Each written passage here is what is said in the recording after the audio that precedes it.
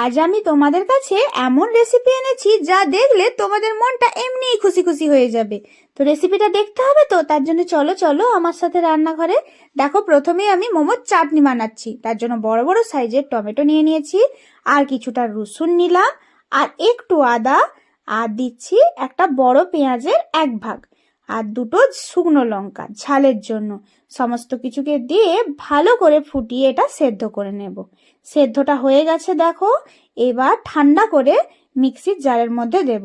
ঢালতে ঢালতে দেখো আমার টমেটো একটা পড়েই গেল। ওটা কোনো ব্যাপার নয়, আমি আবার তুলে নিলাম, দিয়ে ভালো করে পেস্ট করে নিলাম। এরপর কড়াই সাদা তেল দিয়ে তাতে একটু আদা আর রসুন কোয়াটা ভালো করে বেছে মানে আদা আর রসুনটাকে কুড়ে নিয়েছি, কুড়ে একটু ভেজে নিয়েছি। তারপর পেস্ট করে রাখা যে টমেটোটা ওটা দিয়ে দিলাম, দিয়ে ভালো করে নেড়ে চেড়ে নুন আর চিনিও দিলাম, আর দিলাম 1 চামচ টমেটো সস, 1 চামচ সয়া সস, আর দিচ্ছি একটু ভিনিগার। এগুলো সব কিছুকে দিয়ে ভালো করে নাড়তে হবে। নেড়ে নেড়ে এটা একদম ফুটে কালারটা চেঞ্জ হয়ে গাঢ় হয়ে যখন আসবে, তখন জানবে এটা রেডি হয়ে গেছে। হয়ে গেল আমার মোমোর চাটনি। এবার আসছে ভেজ মোমোর যে স্টাফিংটা, সেটা কিভাবে বানায় দেখো। প্রথমেই বাঁধাকপিটা নিয়ে নিয়েছি, ওটাকে আমি কুটতে শুরু করলাম। বাঁধাকপিটা কুড়ে এরকম নুন দিয়ে যদি বেশ ভালো করে হাতে করে চটকে নেওয়া হয়, তাহলে কিন্তু বাঁধাকপি থেকে প্রচণ্ড একটা মানে ওর যে রসটা আছে ওই রসটা কিন্তু কেমন একটা গন্ধ করে। তাই চেষ্টা করবে এই রসটাকে বের করে ফেলে দেওয়ার। ঠিক দিয়ে এইভাবে চেপে চেপে বাঁধাকপিটাকে বের করে রসটা ফেলে দিয়ে বাঁধাকপিটা নিয়ে নেবে। দেখো, এখানে গাজর, পেঁয়াজ, আদা, রসুন, কাঁচা লঙ্কা সব কিছুই আমি রেডি করে নিয়েছি। এরপর কড়াই তেল দিয়ে তাতে আদা আর রসুনটা ভালো করে ভেজে তারপর কাঁচা লঙ্কাটা আমি দিয়ে দিলাম। এটাকেও ভালো করে ভেজে নিলাম। ভাজা হয়ে গেলে কুচিয়ে রাখা বেশ অনেকটা পরিমাণ পেঁয়াজ, একটা বড় সাইজের পেঁয়াজ নিলেই হবে, আর মাঝারি হলে দুটো, পেঁয়াজটাকে ভেজে নুন দিয়ে দিলাম, তাহলে পেঁয়াজটা গলেও যাবে। দিয়ে সব কিছু ভাজা যখন হয়ে আসবে খানিকটা, তখন বাঁধাকপিটা দিয়ে 2 থেকে 3 মিনিট ভালো করে ভাজতে হবে। তারপর একদম সব শেষে গাজরটা অ্যাড করে দিতে হবে, কারণ গাজর অত বেশি কিছু ভাজার দরকার নেই, বাঁধাকপিটাই মেনলি ভাজতে হবে, নইলে একটা কেমন গন্ধ করবে। তো জলটা ওইভাবে ফেলে দিলে দেখবে খুব সুন্দর হয়। দিয়ে সব কিছুকে ভালো করে নেড়ে চেড়ে নিতে হবে। যখন এর থেকে শুকনো শুকনো হয়ে আসবে, তখন 1 চামচ সয়া সস আর 1 চামচ ভিনিগার দিয়ে দিতে হবে এর মধ্যে।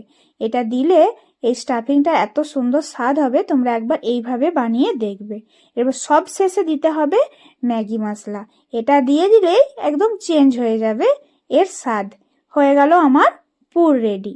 এবার হচ্ছে ময়দা মাখার পালা। পরিমাণ মতো ময়দা আমি এখানে নিয়ে নিয়েছি, তাতে দিয়েছি নুন আর সাদা তেল, আর কিচ্ছু না। জাস্ট ময়ান প্রথমে দিয়ে অল্প অল্প জল দিয়ে এটাকে মাখতে শুরু করে দিলাম।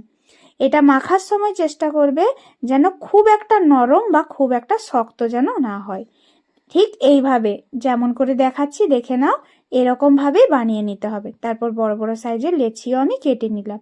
এরপর যখন বেলবো একদম রুটির মতো পাতলা করে বেলবো, কিন্তু যেন মোটা না হয় খেয়াল রাখবে। যত পাতলা হবে তত মোমোটা খেতে ভালো লাগবে। একটা বড় সাইজের রুটির মতো বেলে নিয়ে ছোট্ট একটা বাটি দিয়ে শেপ দিয়ে দিলাম। তাহলে কি হবে, একটা রুটি থেকে 4 থেকে 5টা বেরিয়ে যাবে, কোনো সমস্যা হবে না। আর ছোট ছোট করে বেলতে গেলে অনেকটা সময় লেগে যাবে। তারপর এর মধ্যে একটা লেচি নিয়ে নিলাম, দিয়ে পুর এর মধ্যে ভরে দিলাম। যে ছোট্ট একটা যে লই হয়েছিল ওটা থেকে পুর ভরে নিয়ে এবার কিভাবে আমি বানাচ্ছি দেখে নাও। জাস্ট কিছুই নয়, দুদিকের মানে কোণকে নিয়ে একসাথে জুড়ে দিলাম। এটা যে কেউ পারবে, চোখ বন্ধ করেও এটা রেডি করে নিতে পারবে।